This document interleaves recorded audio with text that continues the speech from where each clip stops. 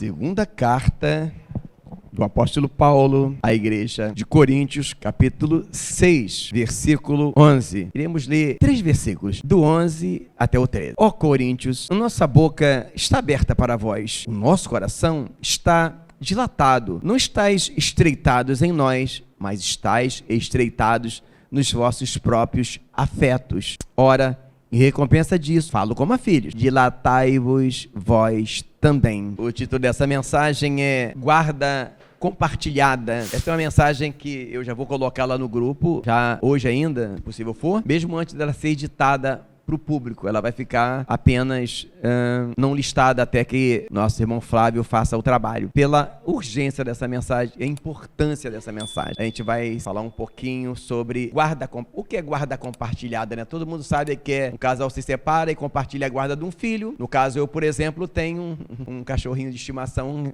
que é guarda compartilhada comigo e com meu filho.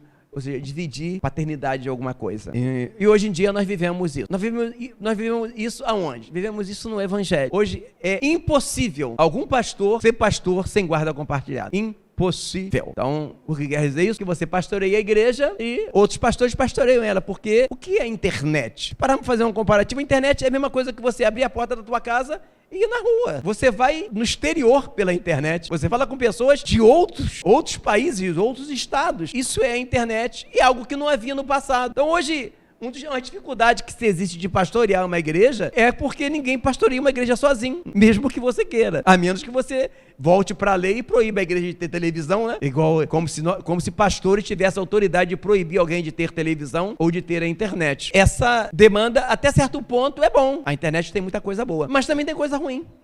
A internet é uma via de duas mãos, vai e volta. E ao mesmo tempo, de sal e açúcar, de bênção e de maldição, de vida e de morte. Mas voltando para aqui para Paulo manda essa carta à igreja de Corinto. Na primeira, são duas, né? Essa é a segunda. Na primeira ele chama atenção que eles eram meninos.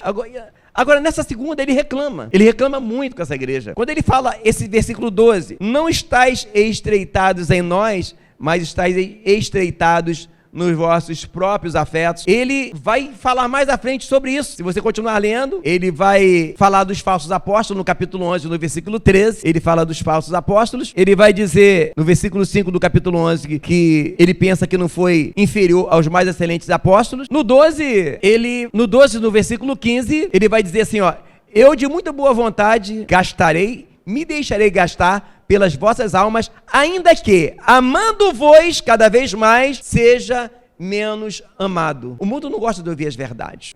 Essa é uma verdade. Por incrível que pareça, isso, às vezes, as pessoas que não falam a verdade são mais amadas. E há pessoas que gostam daquele amigo que fala assim, eu vou encher a cara porque, vai mesmo, eu vou largar minha mulher, eu vou falar isso. O mundo não gosta daquela pessoa que fala assim, calma aí, poxa, conversa com a tua esposa, quem sabe. Não, o mundo gosta de pessoas que estão sempre dizendo para ele, vai, tá certo, faz. As pessoas não gostam de pessoas que pelo menos falam assim, fulano, será que esse é o melhor caminho? Ih, cara, já vem você me atrapalhar, né? O mundo gosta de amigos que não falam a verdade. Vemos na época do mimimi que esses dias eu passei uma situação, eu sabia que eu ia passar. Deus estava me mostrando que eu ia passar, mas eu vou tentar. Porque na hora o Espírito Santo me lembrou de uma vez que a minha esposa foi para um evento na escola e falou assim, olha, gente, dê a sua opinião do que você achou da comida. Eles perguntaram. Bom, a amiga da minha esposa pegou e colocou, olha, tava uma delícia tudo. Só tava um pouquinho chegado no sal. Olha, pra que ela colocou aquilo ali? Olha, tentaram suicidar a mulher. Aí imagina, a mulher... Ainda bem que ela é meio brabinha, uma baixinha assim, mas braba, igual... Só que graças a Deus que ela segurou a onda, mas que aquela boca, não entendi nada, né? Ela pediu, se soubesse não tinha nem falado. Foi até bom que não falou, porque se aquela baixinha ficasse nervosa, ela não viu que é uma baixinha nervosa. Mas as pessoas não gostam, ela perguntou. Aí esses dias eu pedi um almoço lá, né? Eu gosto muito de fígado, tava doido de comer um fígado, né? Aí me mandou um fígado. Quando eu fui comer, irmão, não tinha fígado no meu prato, só tinha sal, mas era muito salgado. Aí eu pensei, fala ou não falo? Eu não vou falar não, que me lembrei do cara, o Espírito Santo me lembrando, né? Aí no outro dia, aí passou 2 dias, aí outro dia eu almocei em casa, outro dia eu fui pedir almoço, aí eu liguei e pedi a comida. Aí na hora de pedir eu vi que tinha fígado de novo. Opa, fígado, vou pedir. Aí pedi, olha, eu queria pedir um fígado, mas não me queiram mal, mas eu queria informar, me desculpe a franqueza, que o fígado estava um pouquinho salgado ontem. Aí eu tenho um pouquinho de não sou hipertenso, mas um pouquinho a pressão alta, tá? Desculpa aí de eu estar falando. Não, tudo bem, tá tranquilo. Desculpa aí, tá? Mas se caso o fígado estiver salgado, Eu como um frango grelhado mesmo, tá tudo bem. Aí veio a comida. Aí mandaram o frango grelhado. Eu creio que o fígado continuava salgado. Mandaram o frango grelhado. Aí quando eu peguei o frango, que beleza. O frango estava quase sem sal. Glória a Deus. Não ri não, irmão. Não fica alegre. Quando eu meti a mão no feijão com arroz, não tinha feijão com arroz, só tinha sal. Quer dizer, a cozinheira, ou o cozinheiro, não vou se amassou a mulher, viu a reclamação e falou, você achou que estava salgado o fígado? Vou te mostrar o que é sal, meu amigo. Gente, eu só comi que eu tava muita fome. Mas eu bebi uns 3 litros d'água depois. As pessoas chegaram a um nível que até quando você fala pro bem, as pessoas não suportam ser chamadas a atenção. Eu falei, mas tô pedindo a comida de novo. Ou seja, ela não perdeu o cliente. Mas tá assim, as pessoas não gostam de ouvir. Mesmo que seja pro bem. Porque eu creio que eu ajudei. Quantas pessoas não comprariam mais por causa do sal? Bom, eu, pelo menos, tenho esse problema, né? Eu não gosto de nada salgado. Bom, e o que acontece hoje, às vezes, também no evangelho é isso. Temos um evangelho preferido, é do evangelho que fala só o melhor de Deus está por vir na sua vida, a vitória é tua. Não, irmãos, a palavra é plural. Tudo bem, eu até concordo que falamos palavras, né, sem problema algum, tá? Não está errado, não. Deus é contigo, a vitória é tua, não há problema. Agora só a vitória que não tem na Bíblia, né? Isso aí só no livro de Dâmaris, capítulo 171, que tem agora essa vitória. Mas tem palavras de edificação. Só que a palavra é de edificação e consolação, sabedoria e de exortação. O que é exortação? Exortação é um aconselhamento para alguém que estava errando. Bom, e aqui Paulo, ele reclama com essa igreja, só que dá para perceber que ele está sendo meio que desprezado. Você vai ver nos versículos que se seguem depois do capítulo 6, ele chega a fazer uma propaganda de si mesmo, porque o povo estava meio que desprezando ele, porque ele falava a verdade. E chega uma hora que ele mesmo fala que Deus colocou um espinho na carne nele, porque aquele desprezo que ele estava sentindo aguçou nele uma soberba. E ele mesmo fala, foi-me posto um espinho na carne para que eu não me exaltasse. Ou seja, em outras palavras, ele está dizendo, foi-me posto um espinho na carne porque eu estava meio soberbo, por causa daquele desprezo. Agora observe que ele fala no versículo 12 dessa forma: não estáis estreitados em nós, estáis estreitados nos vossos próprios afetos. Ele está reclamando, o que é estreitado? Unido, estreitado, junto no só lugar, congregado, conosco. Ele poderia falar, não estáis estreitados em mim, não. Ele reclamou em nós. O que é nos vossos próprios afetos? Aqui era menor que não tinha internet, é o retrato da igreja hoje. Hoje nós temos pessoas que estão congregando só para dizer que tem uma igreja. Irmão, graças a Deus que aqui a maioria não é assim, mas temos pessoas aqui na igreja assim. Senão o Espírito Santo não mandava pregar assim. Que tipo assim, eu sou crente para ter uma igreja e congregar. Mas eu não preciso de mais nada não, a internet tem de tudo. Desse jeito. Por quê? Ao invés de estar estreitado na igreja, a igreja é só um detalhe. Como é que eu descubro isso? Porque o discipulado é não listado. Eu sei quantas pessoas tem na igreja, quantas vieram e quantas não assistiram o discipulado. Eu já falei trocentas vezes, falte todos os cultos, acompanhe o discipulado. Você não acompanha o discipulado, você corre o risco de naufragar. Mas por que algumas pessoas não fazem isso? Porque são autossuficientes. Então nós vivemos uma guarda compartilhada. Eu pastorei a igreja e a internet também. E há pessoas que se acham tão sábias, tão grandes. Bom, eu vou falar para vocês. Se eu tivesse que pastorear essa igreja aqui, sem o auxílio dos pastores da IBC e do pastor Alan, eu não conseguiria. Não tem vergonha de falar. Não tenho vergonha de falar. Pastor, mas tu é pastor há tantos anos. Não conseguiria. Pastorei desde que a Karina era bebê. Se eu tivesse, principalmente uma igreja ortodoxa como essa, eu só comecei o curso. Comecei não, né? Tô gravando os vídeos do curso online que vai começar no mês que vem. Satanás já se levantou, você não tem noção. Metralhadoras e canhões, você não tem noção. Às vezes você vê pastor sempre sorrindo, não é que o pastor não tem luta não, é que o pastor, ele está tão acostumado com luta que ele sorri. Então, eu dependo do pastor Alan para nos mentorear e eu dependo dos outros pastores. Até hoje, eu não estou livre de perder. Eu não perdi uma reunião de pastores que acontece amanhã. Sabe por quê? Eu reconheço que dependo. Congregar é depender um do outro. Eu tenho certeza, o dia que eu achar, sabe de uma coisa? Já sou um pastor idoso, quer saber? Quer saber de pastor Alan? Não, quer saber eu vou ficar sozinho. Vou morrer. Precisamos um do outro. Então Paulo está dizendo, não estáis estreitado em nós. Um animalzinho no rebanho, o predador não consegue pegar. Quando ele se afasta, consegue pegar. Então, o que ocorre às vezes com as pessoas? Não entenderam o que é congregar. Não entenderam a importância de dependermos um dos outros. Não entenderam um dos maiores problemas dos homens de Deus. Observe que quando Saul ele oferece o holocausto, Aliás, ele não oferece o holocausto, ele segura umas ovelhas para oferecer o holocausto. Ele, talvez no coração dele, ele pensou assim: Samuel não vai achar ruim não, porque afinal, né, eu separei as ovelhas para oferecer o holocausto. E tem a parte do holocausto que os sacerdotes podiam comer. Então, o que Samuel fala? Obedecer é melhor do que sacrificar. A palavra fala: obedecei a vossos pastores que velam por vossa alma como que é onde dar conta. É por isso que eu estou falando isso hoje, que um dia eu vou ter que dar conta. Isso, não vou falar não, sabe por quê? Não vou falar não, que aí ninguém vai ficar tristinho comigo, aí eu vou ficar mal com Deus. Não, eu estou falando isso, irmão, mas eu louvo a Deus por pessoas aqui. Eu estou vendo pessoas crescer a olhos vistos. Estou vendo pessoas aqui, igual quando mamãe... Tudo tem um motivo na nossa vida, né? Mamãe era camponesa, e quando ela veio para o Rio de Janeiro, mamãe era do Espírito Santo. Ela trouxe a roça para cá. Ela plantava de tudo. Era um terreno enorme e uma das coisas que eu me lembro, ela plantava. Aí eu ficava vendo, né? Aí um pezinho de couve nascia, 2 folhinhas.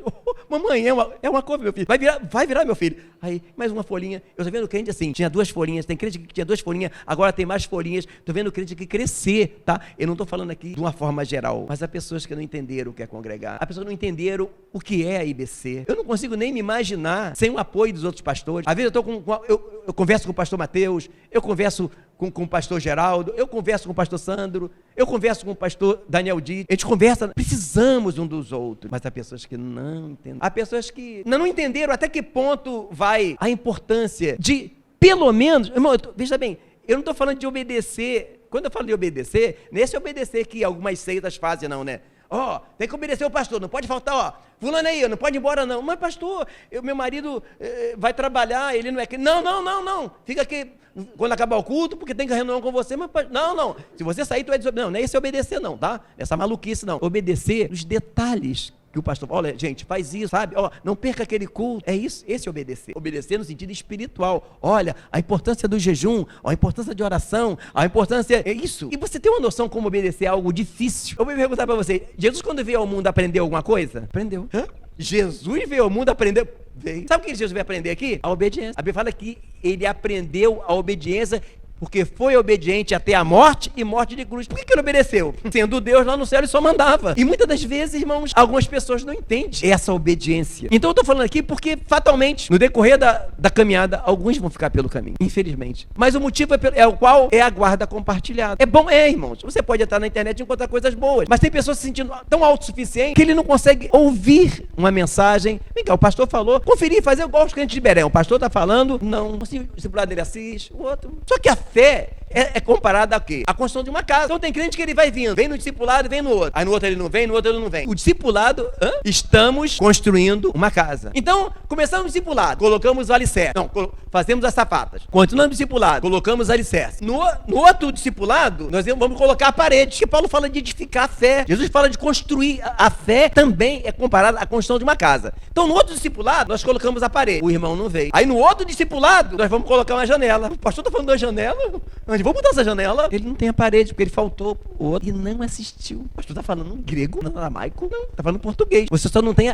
No discipulado passado, ele deu a parede no estudo. E você está com uma janela e não sabe onde botar. Porque fé é isso. Jesus compara a fé a uma construção. O que ele fala? Certo homem construiu sua casa na areia. Quem constrói sua casa na areia é o que ouve e não pratica. Aí Paulo vai dizer, edificando a vossa fé. Aí Pedro vai dizer, vós sois casa espiritual. Pegou? A Bíblia não colide. Jesus fala de casa, Paulo fala de edificar e Pedro fala de casa também. Eu não conheço um livro tão fantástico que nem esse, onde em momento algum eles estoam. Então, amado, eu estou falando isso pela importância de nós sermos humildes, pelo menos para ouvir. E até, não há problema, irmãos. Eu não tenho dificuldade nenhuma, nunca vou ter, de alguma pessoa me questionar algo na doutrina. Tem dificuldade. Não me acho o sabe tudo, aprendo demais. Esse dia aprendi uma coisa, aprendemos aqui, né? Maravilhosa com o pastor Mateus, a criança fazia um desenho durante a pregação. A Giovana já fez vários desenhos. Aguça na criança, aprendeu o evangelho e outras coisas mais que a gente aprende. Esse modelo, por exemplo, do encontro no lar, eu não conhecia. Aprendi com a IBC, não conhecia. Já tudo bem, fazíamos culto no lar, mas nesse formato, que lemos a palavra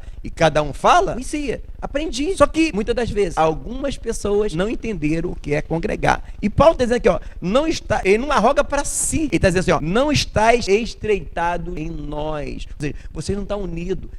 Ele vai dizer também assim, unidade de espírito. Quero que digais uma mesma coisa. Como que nós vamos falar uma mesma coisa se não participamos do discipulado? Já percebeu como é que é o discipulado? Eu não falo sozinho. Você fala, você pergunta, você faz um adendo. Discipulado é diferente. Discipulado é aquela comunhão que Jesus tinha com os 12. Se você vê que eu errei, você pode falar. E muitas pessoas desprezam isso. Sabe, hoje? Ah, não, discipulado, hoje não. Hoje eu vou na praia. Hoje eu vou passear. Aí depois, não deu tempo para assistir. Ele não entende. Ele acha que... Só que não é assim. E aí... Ele fala, estáis estreitado em vosso próprio, ou seja, pessoas que estão muito nela. Quando no Salmo 133 fala que o óleo precioso desce sobre a cabeça e a barba de Arão, a unção não está nem na barba e nem em Arão, está em Sião. O texto fala, ali o Senhor ordena a bênção. Ele poderia falar, em Arão ordena a bênção. Não, ali o quê? Na congregação. Então, isso aqui não é santo. Parede não é santo, mas o nosso congregar. E no congregar, somos testados de todas as formas. Como que eu sei o quanto eu estou amando a Deus? Quando eu estou amando meu irmão. A palavra, se eu não amar meu irmão que eu vejo, como eu vou amar a Deus que eu não vejo? Simples assim. Se não entender, mas às vezes pode haver alguma diferença. Mas se há alguma diferença entre um irmão e outro, é outro ponto de amor. Em trabalhos, a gente não atura aquele colega chato por um salário desse tamanho. Por que na igreja, às vezes, não aturamos, às vezes, a falha de um irmão? E ganharmos ele? A arca de Noé tinha tudo quanto era tipo de bicho. Olha, pelo período que ficou lá, devia estar cheirando mal, não? Mas se todo mundo junto lá dentro, né, irmã Mari? Mas só que tem um detalhe. Se saísse da arca, você o quê? Morria afogado. A igreja não é um lugar perfeito, não. A igreja é um lugar de testar o quanto nós amamos a Deus e os nossos irmãos, quando suportamos, às vezes, um irmão que às vezes não é tão agradável quanto a gente queria, verdade? Mas a igreja também é um lugar de entender que é no congregar. Ele não fala, não estáis estreitados em mim, não estáis estreitado em nós. Estáis estreitado. Então, existe hoje em dia crente independente. Eu já sou crente há 400 anos, ele está acima. Não é assim. Nós precisamos sim. Talvez alguém pense assim, o dia que eu for pastor, o que eu vou fazer quando eu virar pastor? Já virei pastor mesmo, agora eu vou ficar em casa, que eu já sou pastor. Morre, irmão. Pastor sem ovelha morre. Eu preciso de vocês. Eu sem vocês eu morro. Mas há pessoas que são membros que acham que são autossuficientes. Perigo da gente morrer. Então, hoje eu estou falando de estar estreitados, de quê? De entender essa dinâmica, essa engrenagem maravilhosa que Deus criou, que é a igreja, que funciona, está funcionando. E o que é a IBC? A IBC não é uma reunião de pessoas, como se diria, a nata, né? A diretoria, não. É de pessoas que voltaram para a palavra, amaram a proposta e querem viver o evangelho bíblico. Simples, mas que começa no congregar, de entender que ninguém faz o seu caminho sozinho. Precisamos um dos outros. Volto a dizer, eu tenho visto pessoas crescendo aqui muito. A festividade foi uma bênção porque todos ajudaram. Eu não estou falando essa palavra como quem diz, olha, tá tudo. Não é isso que eu estou falando. É que eu estou vendo pessoas que não estão ainda entendendo a dinâmica da igreja. E eu preciso de falar de uma forma geral, porque, moram em vários lugares e para não ser aquela coisa também. Mas a verdade é essa. A falta de nós entendermos a importância de obedecer aos desígnios que às vezes o nosso ministério tem, e eu passo para vocês, configura um erro. A falta de entender que nós precisamos um do outro, configura outro erro. Nós morremos um longe do outro. Nós morremos. Se nós já vi casos de igrejas que eram assim como a nossa, Temos a mãe que é lá em São Gonçalo. Aí do nada o pastor achou que já estava muito pastorzão, Pegou e desligou da sede, desligou dos outros. Morreu. Por quê? A mesma coisa são nós, precisamos um do outro, precisamos estar estreitados. Como é que nós ficamos estreitados? Quando nós acompanhamos o discipulado. Porque no discipulado eu posso falar coisas que eu não posso falar numa mensagem que vai para o YouTube, que pode dar, até processo. No discipulado a gente ouve você, a gente compartilha ideias, e no discipulado você tem um norte de como vai a igreja. Quando você perde, acontece aquilo que não deveria acontecer. Esse tabernáculo que foi feito por Moisés, até o templo ser construído por Salomão, e eles estavam em direção a Canaã, ele ia andando. E o povo ia seguindo o tabernáculo. No tabernáculo estava o quê? A presença do Senhor, porque a arca estava lá dentro. Quem não seguisse o tabernáculo, ficava para trás. E o que é seguir o tabernáculo? É acompanhar o discipulado para entender o que está acontecendo na igreja. Então, às vezes, algumas pessoas... O que está acontecendo? Porque ele não está acompanhando, ele não está entendendo o que está acontecendo na igreja. Ele não está tendo a visão que os outros estão tendo. E acabam ficando para trás. Então, amado, essa mesma palavra que Paulo está dizendo aqui em Coríntios 6, versículo 12, é o que Deus está falando para nós nessa manhã. temos que estar estreitados, temos que estar unidos. Agora, nesses últimos dias, a coisa vai ficar mais complicada. Hoje, nós vemos igrejas, pessoas bem divididas, né? Crentes milionários, que moram na Barra, que moram em condomínios, milionários. Mas se Deus não nos guardar disso e vier uma guerra aí, quando a guerra começa, todo mundo fica igual. Ninguém tem mais casa, a igreja se une. Será que é isso que Deus vai ter que permitir acontecer no Brasil para a gente se unir? A Venezuela era a 14ª potência mundial. Imagina, em tantos países do mundo, a Venezuela está em 14º. Quando ela virou o que virou, será que os crentes continuaram desunidos? Todo mundo ficou pobre de uma hora para outra. Perderam tudo. Será que nós precisamos de ter uma diversidade? Já viu uma família quando tá todo mundo dividido? Aí um da família ficou doente, um câncer, alguma coisa assim? Rapidinho todo mundo se... Não é assim? Mas tinha que ser assim, para todo mundo se unir. Na minha casa, quando meu sobrinho ficou doente, antes dele morrer, eu nunca vi a família tanto unida. Eles vislumbravam do nosso sobrinho poder ir embora. Como foi? Foi com Jesus. Mas não melhor ser unido antes disso? Então, amado, precisamos entender o valor da nossa união. Não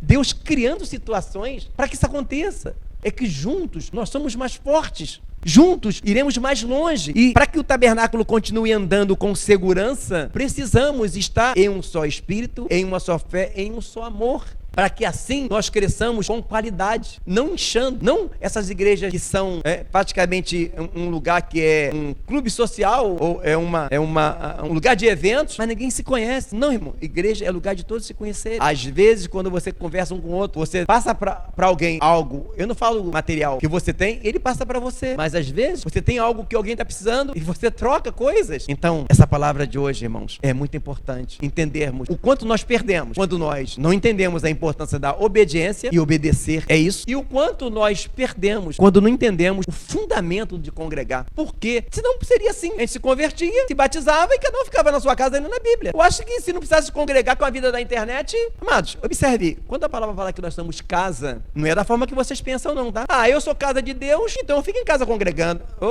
Lê lá, Paulo fala que nós somos edifício. O que é um edifício? É um prédio cheio de apartamentos. Fala também a cidade de Deus. Nós somos, a igreja é a cidade. Já viu cidade com uma casa só? Não é uma cidade, é uma casa. Então essa ideia, somos casa, sozinhos, não é da Bíblia. Paulo fala, sois edificados, edifício. Existe edifício com um apartamento só? Tem? Não tem, irmãos. Pense nisso. Essa é a palavra de Deus para nós nessa manhã. Vamos orar? Vamos pedir a Deus agora? Senhor Deus e Pai, eu ouvi a Tua voz, Senhor. Eu te peço, ó Deus, que nos dê graça para que possamos verdadeiramente, ó Deus, ser edifício. Para que através da nossa união, ó Pai, o inferno estremeça. Para que através da nossa união haja crescimento do corpo de Cristo. Ó Deus, continua, Deus, nos dando graça, Pai, para sermos sinceros, ó Pai, uns com os outros. Ó Senhor, dá-nos graça, ó Pai, para que possamos amar uns aos outros, mesmo vendo, porventura, algum defeito do nosso irmão. Pai, dá-nos graça para que possamos entender a grandiosidade que é ser igreja e principalmente congregar. Ó Senhor, dá-nos graça para que nós não possamos ser guarda compartilhada, sermos verdadeiramente suas ovelhas, ó Pai. Te pedimos a tua graça, te pedimos o teu favor, te pedimos a tua misericórdia, em nome de Jesus. Amém e amém.